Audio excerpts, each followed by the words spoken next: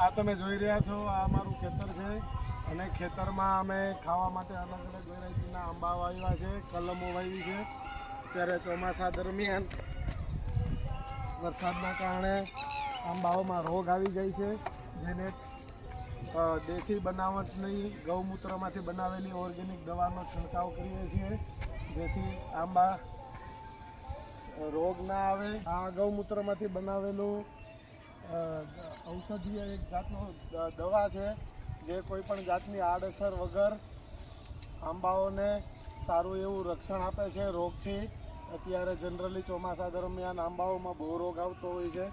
આજુબાજુમાં તમે જોઈ રહ્યા છો એમ અલગ અલગ કપાસ ને બીજું વાવેલું છે, કે જેના કારણે આંબાઓમાં પણ રોગ લાગે છે. આ તમે જોઈ શકો છો, અત્યારે રોગના કારણે પાંદડા ખવાઈ ગયા છે, પણ આ દવાનો છંટકાવ કરવાથી આંબાઓનો વિકાસ સારો થશે.